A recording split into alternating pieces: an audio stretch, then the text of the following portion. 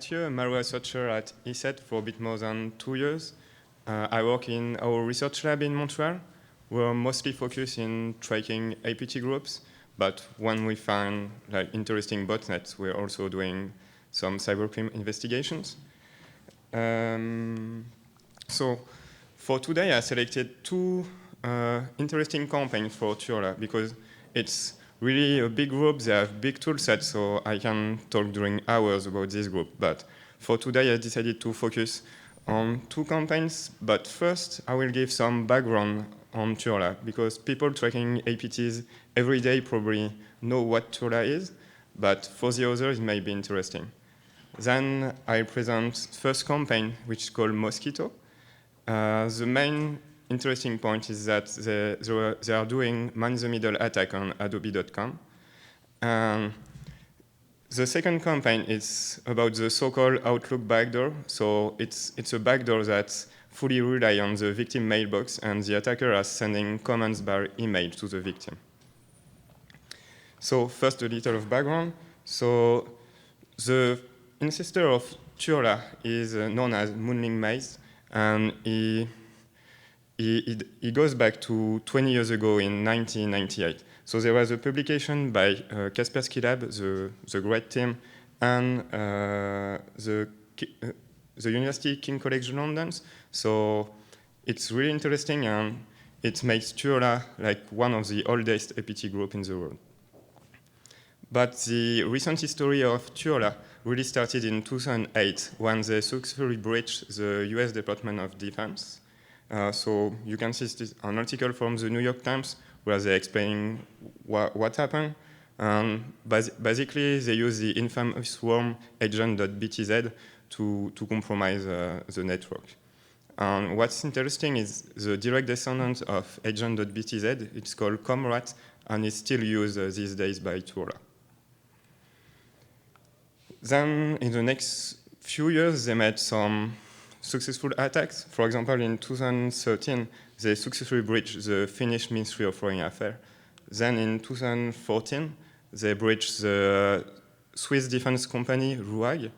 By the way, there is an excellent report by the Swiss CERT about this attack. So if you're interested in Turla, it's really a must-read.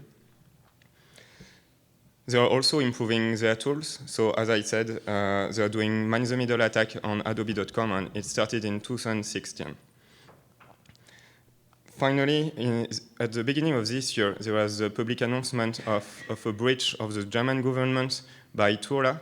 So the breach happened in 2017, but it was made public only at the beginning of this year. So they have large arsenal, so they have really good malware. Like their rootkit is very well known. It's called Ouroboros. It's really advanced because they can bypass the Windows driver signature enforcement. They can also inspect the incoming network traffic. A few years ago, they did some watering hole attacks on some high-end websites in order to infect victims. They also have a lot of second-edge backdoor with interesting features, such as dispatching tasks in the network to machines that don't have access to the internet. So now let's talk about the first campaign called Mosquito. So it mainly targets diplomats in Eastern Europe and Central Asia. We first saw this campaign in July 2016. So it's not so recent, but this campaign is still ongoing. The last time we saw the man-in-the-middle attack was during this summer. So this is clearly an ongoing campaign. So the infection vector is a fake flash installer. So this is very common both in cybercrime or a lot of APT group. But the difference there is this Trojanized installer is downloaded from admdownload.adobe.com, which is the official domain used to distribute the legitimate Flash installer. And I can already state that Adobe or Akamai, which is the CDN Adobe use, were not compromised. And you can note that the download is performed through HTTP and not HTTPS. So now we want to trace the infection chain. So first, the user is connecting to idndownload.adobe.com to download this Flash installer.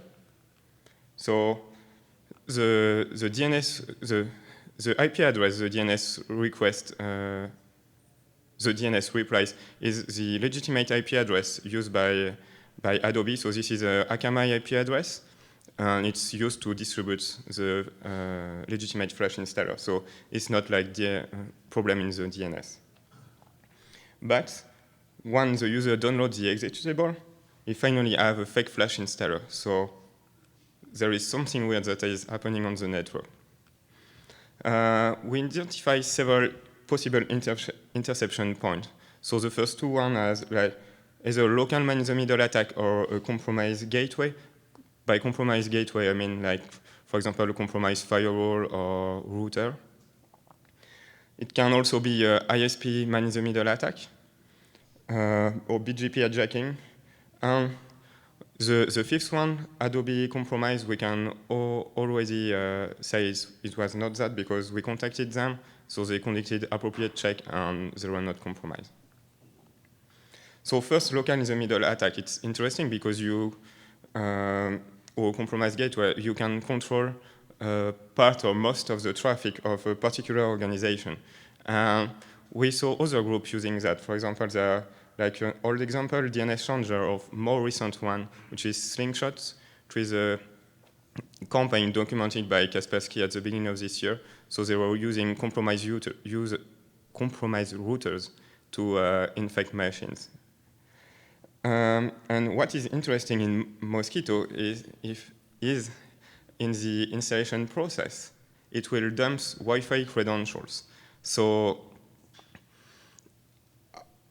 it's not clear how they use that then, but they exfiltrate it to the CNC server. So they probably use it for something. So it's possible they are doing man-in-the-middle attack on the Wi-Fi or something like that. Regarding ISP man-in-the-middle, so it's really more interesting because it allows full control of the traffic on the customers of this ISP. And as a reminder, the download is done through HTTP, so you can modify the traffic as you want. It can also be targeted because you can just select a given IP address. We already saw this kind of attack, for example, with Finfisher, which is a commercial spyware sold by a European company. They have a product called Finfly, and it's a product for ISP. It allows doing man-in-the-middle attacks at the ISP level. So, yeah, okay. So basically, these Finfly products allow to do malicious redirection. So when the user wants to download the software, for example, VLC or Avast or anything, they will redirect to an attacker control server, and then they will distribute a Trojanized installer. The BGP hijacking. So basically, BGP is protocol for packet routing, and it was not designed for security. So it's really easy to reroute packets to an attacker control server. But the problem is that it's really noisy and not targeted. And there are a lot of people that are looking at malicious BGP announcements. And we didn't see any malicious announcement for Adobe or Akamai prefixes using for the distribution of the Flash installer. So I don't think they did a BGP hijacking. After we published our white paper, there are some people that contacted us and proposed other explanation. First is the man-on-the-side attack. Basically, if you can read the traffic, you can reply to the victim before the real server reply, and then the packet from the real server will be dropped because the victim already received what it was expected. But the problem is that Adobe uses Akamai, and the main point of using a CDN is that CDN are fast. So I think it will be very, very difficult to beat Akamai reply. And also, you cannot stop the traffic. So Akamai server would receive the traffic from the victim. But we contacted them and they check on the server and they never receive the malicious, not malicious, but the packets from some of the victims. Last possibility is domain fronting, because so domain fronting is you can, I have an explanation, yeah. Okay, so you can use a different host name in HTTP and HTTPS, so it allows to hide the final destination, but in that case, the download is done through HTTP, so that's not possible to use different host name. So, yeah, I already said that Adobe was not compromised. So with medium confidence, I think that it's at least part of ISP man-in-the-middle attack, because all the victims are in the same area. So it's really possible that some or several ISP are doing man-in-the-middle attack. And why I don't think it's local man-in-the-middle attack is that most of the victims of this man-in-the-middle attack are like patient zero in their organization. So if it was a local man-in-the-middle attack, it would have meant that Turla operators were already in the network and had already infected it. So after the download, it's contact adobe.com again. So you can see here, it will exfiltrate some information to a non-existent Adobe URL. So if you browse to this URL, it will return 4040. And they exfiltrate interesting information, such as the username, the AV which is installed, the RP table, and a unique identifier. Also, during this research, we realized that it was linked to OS X Snake. So Snake is the second stage backdoor used by Turla. It's available for Windows, but they also have a Mac version. And in the installer of the Mac version, you can see there is the exact same URL. So it means that for the macOS campaign, they are also using some kinds of man-in-the-middle attack. And it seemed to have worked because, like, Objective-C is like a guy which is doing a lot of Mac security research, and he analyzed the OS X Snake malware and didn't realize that it was not a real Adobe URL. So it drops like traditional Windows backdoor. I won't go into the details because it's not so interesting, but it can download additional plugins, execute commands, or exfiltrate data. So that's really typical.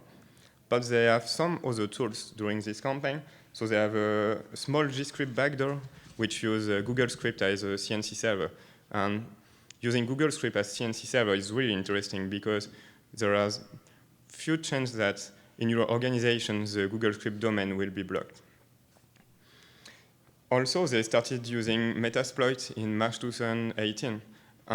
Previously, Turla was known to using only custom tools. So for the plugins, they use open source tools such as Mimikatz or things like that. But for the backdoor, they were always developing their own backdoor.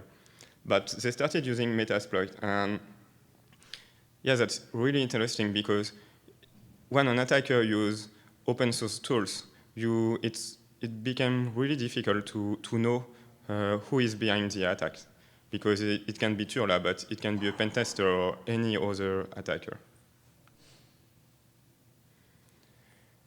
So now let's talk about the second campaign, the Outlook backdoor. So at the beginning of this year, there were some newspaper article. This is an article from The Spiegel, which is one of the well-known German newspaper, and they're saying the group Snake is said to have attacked the German government network. So it was quickly attributed to Turla. Snake is just another name for Turla. It's actually, I talk about the OS X Snake, yeah. Then a few days later, more details came out. So this is an article from the SZ, which is also one other top German newspaper, they said hackers have been able to copy data from the government network via the Outlook Mail program.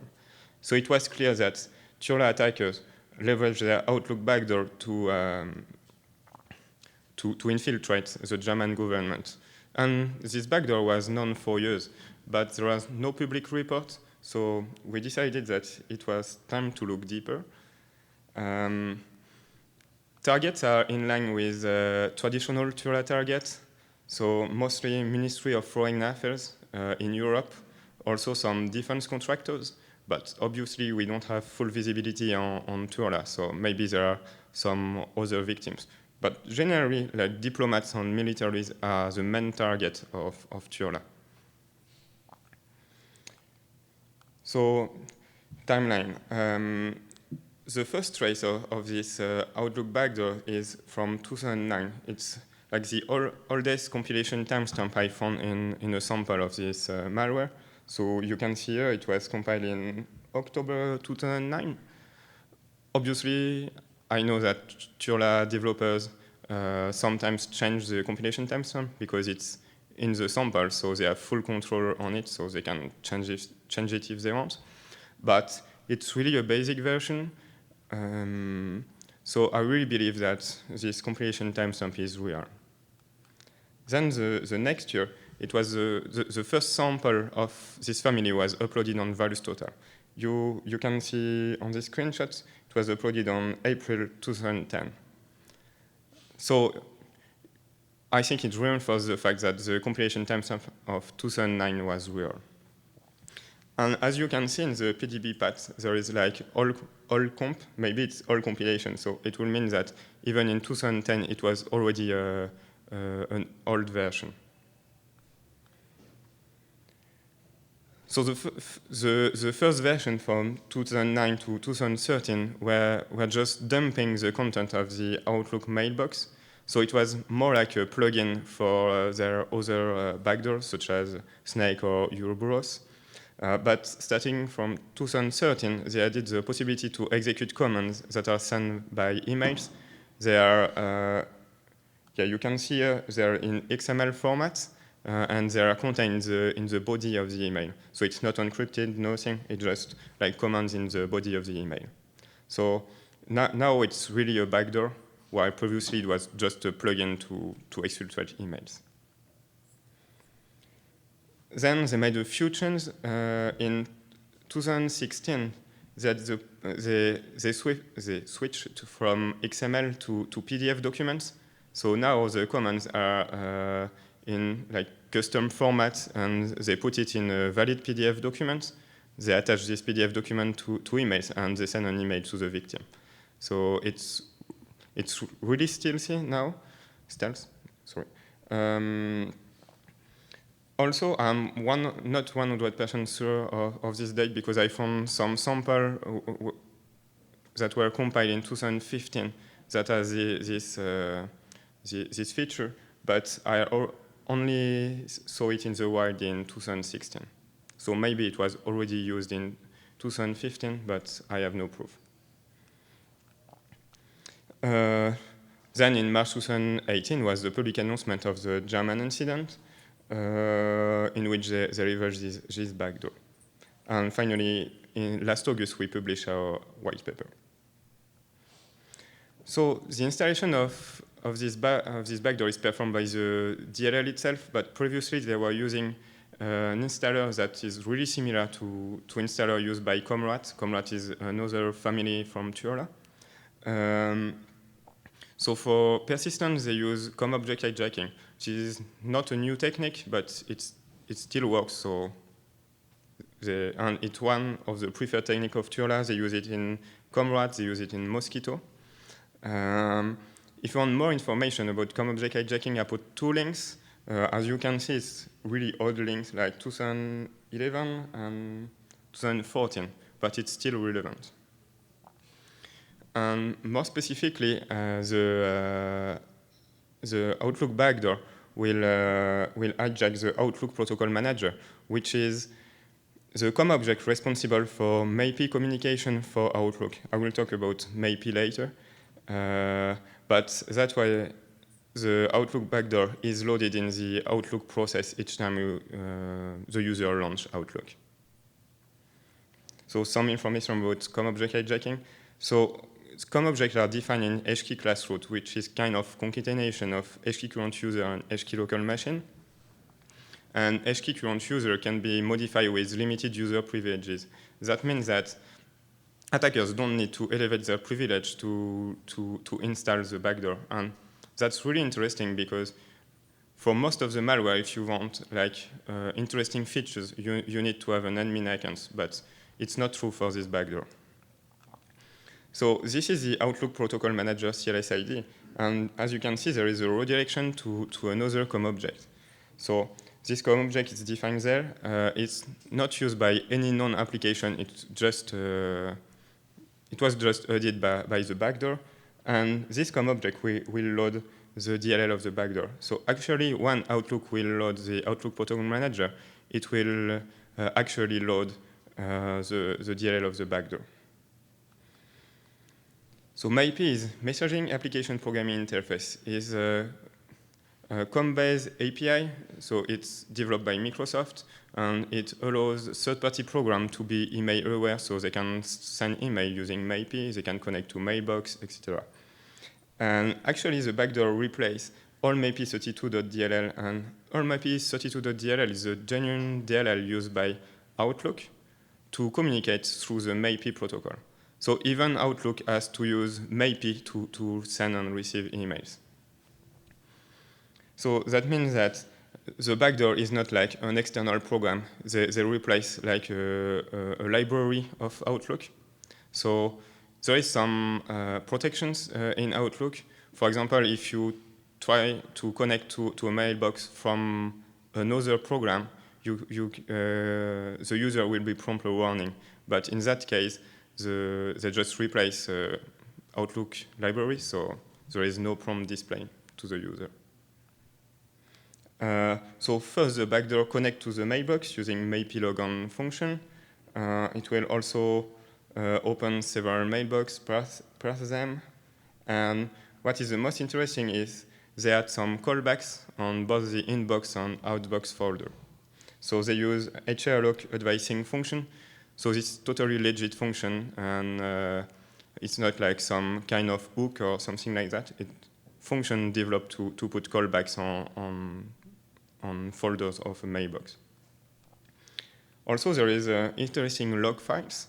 So they are stored encrypted on the disk, but when you so it's just a simple XOR encryption. So you can decrypt it, and you have access to what the backdoor is doing. So as you can see, it's the same thing that I saw with IDA screenshot. So they first log on, then they parse the mailbox, and then they will add some callbacks to the inbox and the outbox. So first, the outgoing emails. So they will exfiltrate all the outgoing emails to the attacker email address. So that's clearly not good for the victim privacy. And this feature can be disabled by the attackers by just changing a value in the config. The config is stored in the Windows registry. So they probably, once they don't need to collect information anymore, they'll probably switch off this functionality and use the Outlook backdoor just to stay persistent in the victim machine. So this is what happens when the victim sends an email. So you can see this is a legit email from the victim. So again, it's from the log files of the backdoor. So the victim send an email to recipient at example.com. Subject is my title, etc. And as you can see, just after, the message is exfiltrated to the attacker email address. And also, you can see here that it will delete the message in the sent message. So if the victim then checks which message were sent, the victim won't be able to see them. Also, not only all the emails the victim send are exfiltrated, but also some data. Data can be the log file that is regularly rotated. So the rotation of log file is something that TURLA operators always do, and that's interesting because when you do a forensic investigation, you won't be able to see that the full log file. You will only see like the few last hours. So it's not really interesting when you do forensic if you only have like 2 hours of activity. Also, data can be the result of the backdoor commands. And this data is encrypted. Then they generate a PDF document. They put this data in the PDF document. They attach the PDF document to the email, and they send the email to the attacker email address. And by sending emails only when the victim sends a real email, it prevents the backdoor from sending email at unusual hour. So, for example, outside of business hour, if the backdoor starts sending a lot of emails at midnight while the person is supposed to be at home, it will be really suspicious. So this is an example of a PDF document created by the backdoor. You can see at the beginning it's a typical PDF header. Then you have a JPEG image. It's hard-coded in the backdoor. It's a 1x1 pixel image. They add the encrypted data just after this JPEG image. Thus, it allows them to create a valid PDF document. You can open it in a PDF viewer, and you just see a blank PDF document. So there is no warning, nothing. So it's clear and not suspicious. In previous example, I redacted the attacker email address because it has the same name of the victim. But I found, it's not a public sample, but I found some samples on VirusTotal with some samples have hard-coded operator email address, some don't, it depends. But the second one is interesting because that's actually the name of former UK Prime Minister. I don't know if he was targeted or if it's just like a homonym, but it's still interesting. The last one is also interesting because it's probably a test sample used by the attackers in their local network. So you can see here they have used Gmail, Hotmail, but in recent campaigns we have seen them using gmx.com. This is another free mail provider based in Europe. And we noticed that the pattern of the email seems always first name dot last name at the free mail provider. And we haven't seen a case where they impersonate the real name of the victim. So it was the real first name, real last name of the victim. So that means they compiled the sample, especially for the victim. And when they delivered it, they knew who was the victim. So that means that this malware is used in very targeted attacks. They even take the time to recompile a sample for one particular victim. And apparently it was the same in the German incident. Hakan is a German journalist at SZ, and he said they set up a fake mail account in the name of significant other of one victim. So in that case, the same. When they compiled the sample, they knew who was the victim. The second callback is on incoming emails. So it will log all email metadata, such as subject, sender, etc. And as the log file is regularly rotated, attackers can see with whom the victim communicates.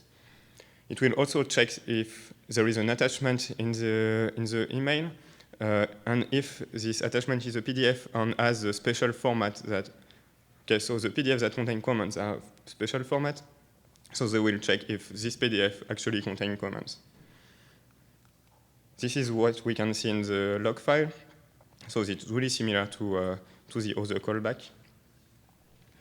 Also, they will hide some UI artifacts. So as I said, they will delete all email sent by the backdoor, but they will also delete all the email received from the attacker email address.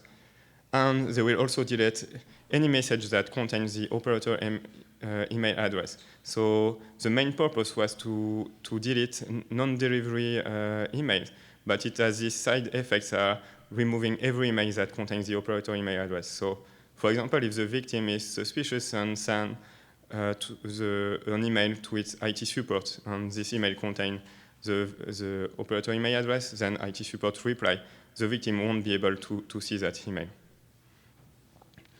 They also hook create window X. So as you can see, so this is the hook function.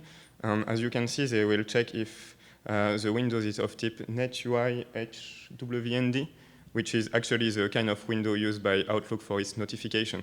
So once the attacker sends an email, the victim won't have this small notification at the bottom saying that you receive a new message. And in the most recent version, I mean sample release in 2018, they switched to an NUI dialog, which is, I think, the kind of windows used by Outlook on Windows 10 for the notification. So they keep up with, if victims are switching to more recent OS, they're also improving their tools. So the backdoor is fully controlled by email. So the commands are in PDF attachment. The attacker sends an email to the real email address of the victim. So that's different from other malware that use emails, but they're connecting to a remote address controlled by the attacker. In that case, they really use like the real email address of the victim.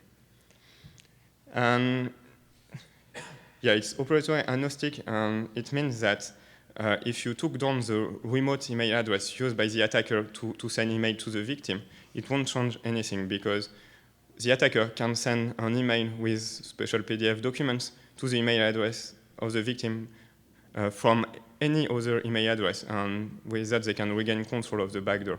So it's pretty useless to try to kill the like remote control.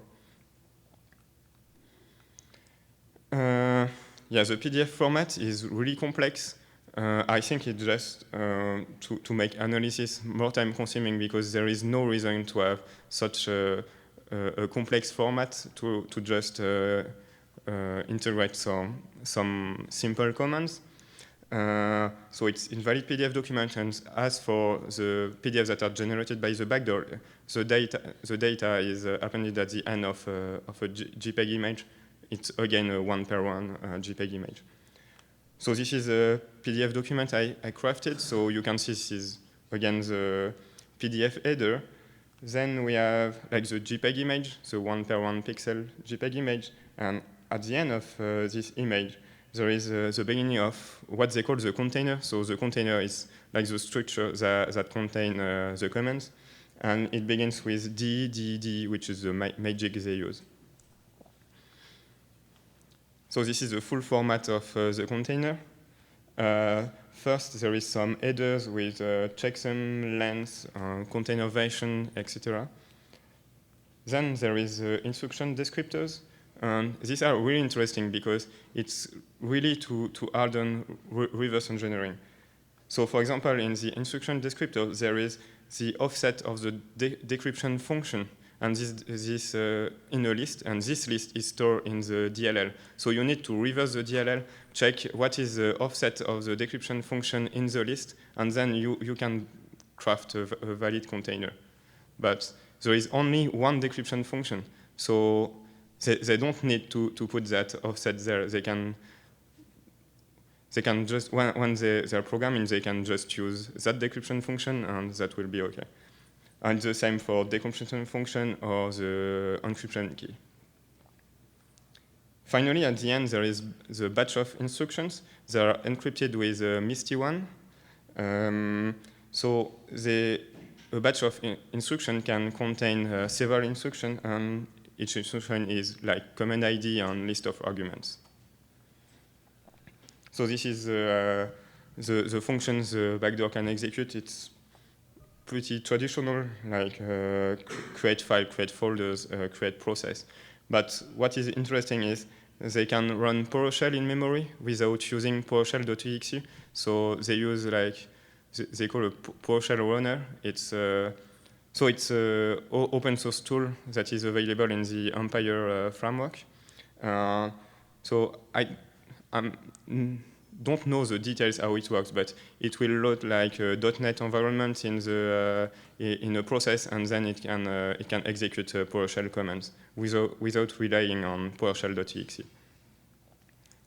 So you may wonder what is MISTY1.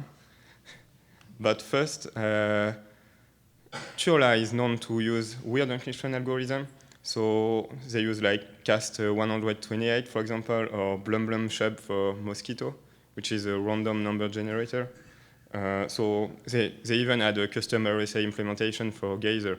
So yeah, they used to add on reverse engineering by using weird encryption algorithm.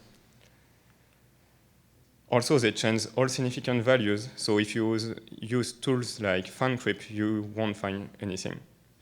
So we identify the main characteristic of the encryption algorithm. This is symmetric. You use a 128-bit key to hard-coded tables, etc. So once we add this characteristic, we open Wikipedia on the symmetric algorithm page.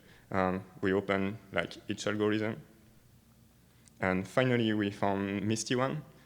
But actually, that was not so simple because the Misty one article in English is really bad, but we found the one in French that was pretty detailed, and we were able to match what we saw in IDA with what was detailed in this Wikipedia page. So it helped us identify the algorithm, but it took several days.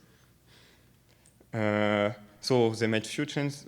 For example, in the original algorithm of Misty one, there is no initialization vector. But they added this feature.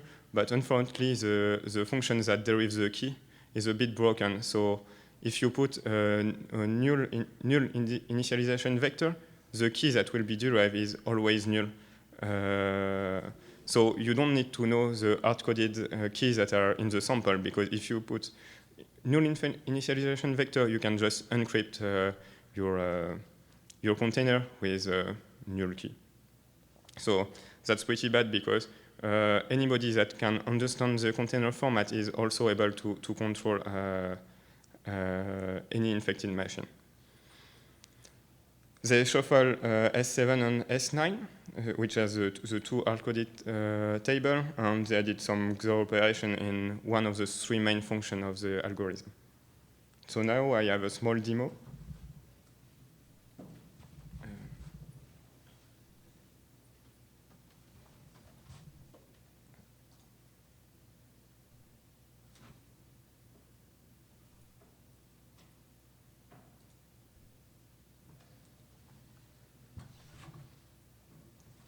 Yeah, so this is the CLSID hijacking. You can see that it redirects to the backdoor DLL. Then I open the two PDF documents, so you can see these are valid PDF documents. So this one with a snake inside. Then I go on Outlook and I try to send me an email.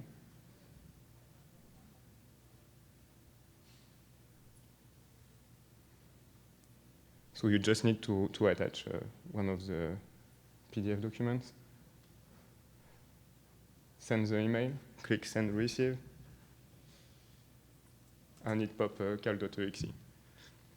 So it's just to show you that it really works, and there is no action required.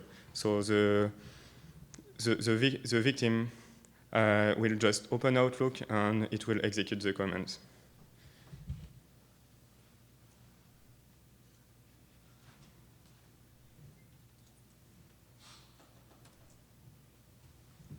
So now the mitigations. So my first advice, delete cal.exe. And at a past conference, someone suggested another mitigation using Lotus Notes. But the backdoor also targets Zobat, which is like an email client used in Eastern Europe. So you can use Lotus Notes, but not Zobat. So more seriously, you can try to identify COM object hijacking during the installation process, because it's something that is noisy, and you can use an EDR or Sysmon to do that. Also try to use the Windows Defender Security Center, which is like a new console on Windows 10 to tune the security settings. So this is different from the Windows AV. So on Windows 10, it works very well as on Windows 7. So we go in the Windows Defender Security Center and in exploit protection, and then we can select, we can tune settings for any program. So we can tune the setting for globally for the system or for a given application. So we can tune settings for Outlook, and we try to disable the creation of child processes. Then we send an email with the PDF, and you can see that there is no longer a cal.exe that is popped. So it really blocked part of the backdoor functions, but obviously the attacker will still be able to exfiltrate emails. So that's not really a good solution. But there is another thing which is called Code Integrity Guard. So it will prevent the loading of DLLs that are not signed by Microsoft inside Outlook. And we relaunch Outlook. As you can see, there is nothing that pops. Maybe you notice that, but it lacks something on the right. This is the send receive button. And as I explained, the backdoor replaces all map32.dll. So if Code Integrity Guard prevents the loading of the backdoor, there is no DLL that is responsible for MAPI communication. So you cannot send or receive email by Outlook anymore. But the backdoor won't be loaded, and they won't be able to exfiltrate email or execute commands. So that's really one good mitigation against these threats. But obviously, then you need to reinstall Outlook. You can also try some mitigations on the mail server side.